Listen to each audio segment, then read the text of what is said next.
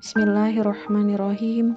Assalamualaikum warahmatullahi wabarakatuh. Alhamdulillahirabbil alamin. Nahmaduhu wa nasta'inu wa nastaghfiruh wa na'udzubillahi min syururi anfusina wa min sayyiati a'malina.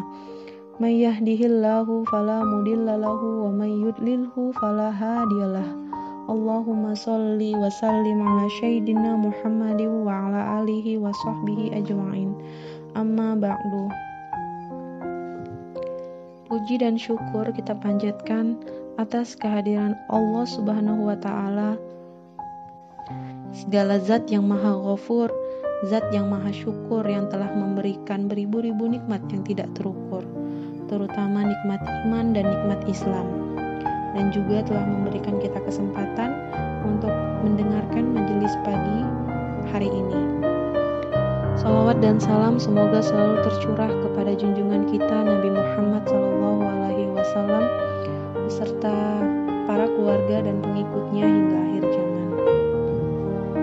Anak-anak ustazah yang soleh-soleha, bagaimana kabarnya? Semoga anak-anak beserta ayah bunda dan anggota keluarga yang lain dalam keadaan sehat dan walafiat. Untuk majelis pagi hari ini, ustazah diberikan amanah untuk menyampaikan biografi pahlawan muslim yang bernama Sultan Syahrir. Sultan Syahrir adalah sosok arsitek di balik kemerdekaan Indonesia dari penjajahan kolonial Belanda dan Jepang. Rekan-rekannya memberi julukan Bung Kecil, namun perannya begitu besar bagi kemerdekaan tanah air. Syahrir lahir di Padang Panjang, Sumatera Barat, 5 Maret 1909 dari keluarga mapan. Ayahnya seorang jaksa bernama Muhammad Rasad dan ibu bernama Putih Siti Rabiah. Ketika Syahrir berusia 4 tahun, ayahnya diangkat Sultan Delhi menjadi kepala jaksa sekaligus penasehat di Kesultanan Delhi. Syahrir merupakan sosok yang aktif di organisasi sejak kecil. Kondisi keuangan yang lebih dari cukup membuat Syahrir bisa menempuh pendidikan di sekolah elit pada saat itu. Ia juga tergolong anak yang cerdas di sekolah dan aktif di berbagai macam kegiatan yang membuatnya memiliki banyak teman. Dan tentunya jago berdiplomasi di organisasi. Pengalamannya dalam berorganisasi di sekolah membawanya terjun ke dalam dunia politik ketika itu. Syahrir kemudian dikenal sebagai penggagas dalam berdirinya JONG Indonesia atau Himpunan Pemuda Nasionalis pada tanggal 20 Februari 1927. Usai lulus sekolah menengah atas, Syahrir pergi ke Belanda untuk melanjutkan kuliah di Fakultas Hukum Universitas Amsterdam. Namun, ia tidak sempat menamatkan kuliahnya dan lebih memilih kembali ke tanah air untuk terjun dalam pergerakan nasional. Pada tahun 1931, Syahrir membentuk Partai Nasional Indonesia atau PNI baru bersama Muhammad Hatta dan secara terus-menerus aktif dalam banyak forum politik, sehingga pemerintah kolonial Belanda menangkap dan memenjarakan hingga mengasingkan Syahrir, Hatta, dan beberapa pemimpin PNI baru.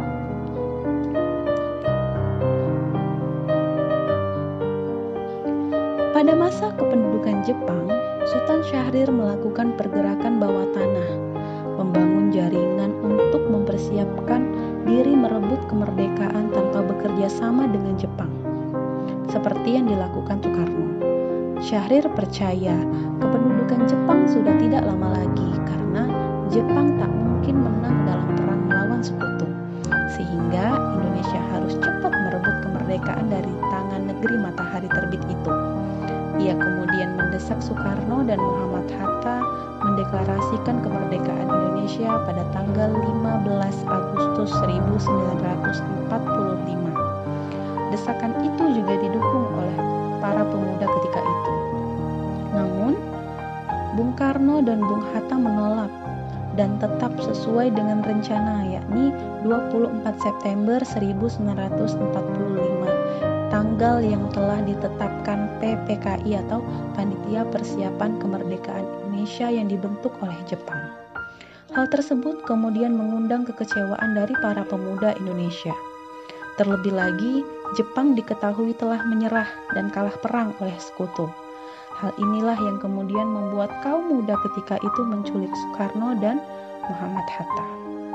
Mereka kemudian membawanya ke Rengas Dengklok pada tanggal 16 Agustus 1945, guna menjauhkan dari pengaruh Jepang dan mendesak agar segera memproklamirkan kemerdekaan Republik Indonesia.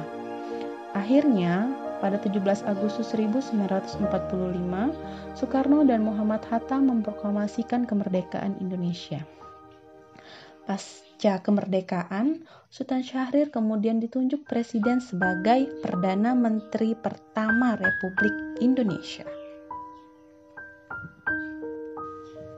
Sultan Syahrir menjadi Perdana Menteri termuda di dunia, yakni berusia 36 tahun. Dia juga menjabat sebagai Menteri Luar Negeri dan Menteri Dalam Negeri ketika Republik Indonesia baru saja merdeka. Syahrir juga merupakan perancang perubahan kabinet presidensial menjadi kabinet parlementer di Indonesia. Sebagai Perdana Menteri, ia telah melakukan perombakan kabinet sebanyak 3 kali, yaitu Kabinet Syahrir I, Syahrir II, dan Syahrir III.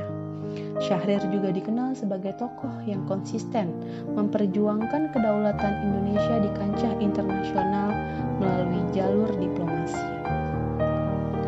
Pada tahun 1947, meskipun tidak lagi menjadi Perdana Menteri Indonesia, Syahrir tetap aktif memperjuangkan kedaulatan Indonesia di forum internasional. Hal itu ia lakukan ketika ia ditunjuk sebagai perwakilan Indonesia di PBB bersama Agus Salim.